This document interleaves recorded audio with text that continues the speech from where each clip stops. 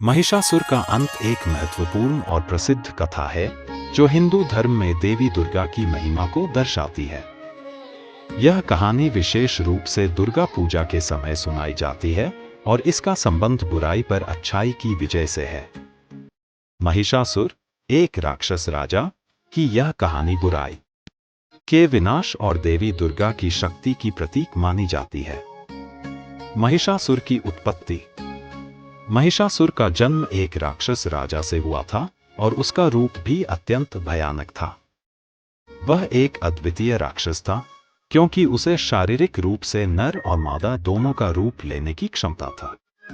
वह एक असाधारण शक्ति का मालिक था और अपने बल के कारण देवताओं को पराजित कर स्वर्ग पर अधिकार जमा लिया था।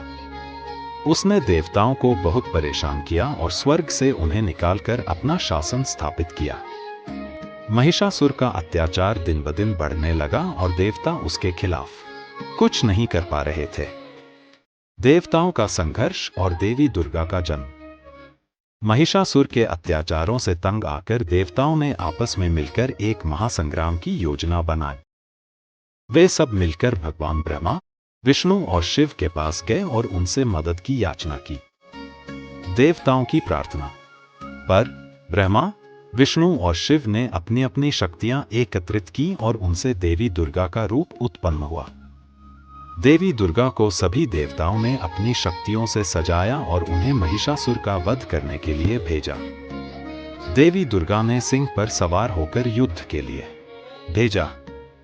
देवी दुर्गा ने सिंह पर सवार होकर युद्ध के लिए महिषासुर की ओर प्रस्थान किया। देवी दुर्गा के पास अनेकों दिव्य शस्त्र थे जो उन्हें विभिन्न देवताओं ने दिए थे। इनमें ब्रह्मा का कमंडल, विष्णु का चक्र, शिव का त्रिशूल और इंद्र का वज्र शामिल थे।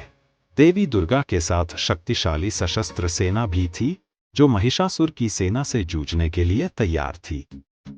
महिषासुर और देवी दुर्गा का युद्ध। महिषासुर ने देवी दुर्गा का सामना करने के लिए अपनी पूरी सेना को बुलाया और एक भीषण युद्ध छेड़ दिया। महिषासुर ने अपनी राक्षसी शक्तियों का प्रयोग करते हुए कई रूप बदले। वह कभी भैंसे का रूप लेता तो कभी हाथी का रूप धारण करता। उसने अपनी सभी शक्तियों से देवी दुर्गा को पराजित करने की पूरी कोशिश की, लेकिन देवी दुर्गा हर रूप में उसे हराती रही। देवी दुर्गा ने महिषासुर से युद्ध करते हुए उसे कमजोर कर दिया। महिषासुर ने जब देखा कि वह दुर्गा के आगे हर बार हार रहा है, तो उसने अपना रूप बदलकर भैंसे का रूप लिया। अब वह अपनी भैंस के रूप में देवी दुर्गा से युद्ध कर रहा था, लेकिन देवी दुर्गा ने उसे अपनी त्रिशूल से मारा। महिषासुर का अंत। जब महिषासुर भैंसे का रूप धारण करके देवी दुर्गा से लड़ रहा था, तब देवी दुर्गा ने अंततः अपनी त्रिशूल से उसे भेद दिया और महिषासुर का वध कर दिया। महिषासुर का रक्त भूमि पर गिरा और उसका समूल नाश हो गया। महिषासुर के मरते ही उसके सारे राक्षस सैनिक भी नष्ट हो गए और देवताओं ने राहत की सांस ली। देवी दुर्गा की विजय के बाद स्वर्ग पर फिर से देवताओं का अधिकार स्थापित हो गया और सभी देवता देवी दुर्गा की पूजा करने लगे। महिषासुर वध का महत्व। महिषासुर का वध केवल एक युद्ध की कहानी नहीं है, बल्कि यह अच्छाई की बुराई पर विजय का प्रतीक है। यह कथा हमें यह सिखाती है कि चाहे बुराई कितनी भी शक्तिशाली हो, अच्छाई हमेशा उसे हराकर जीत हासिल करती है। महिषासुर की मृत्यु के बाद देवी दुर्गा की पूजा शुरू हुई, जो आज भी पूरे भारत और अन्य देशों में दुर्गा पूजा के रूप में मनाई जाती है।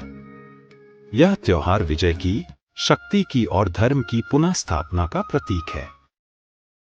महिषासुर का अंत यह सिद्ध करता है कि ईश्वर की शक्ति और भक्ति से कोई भी बुराई पराजित हो सकती है।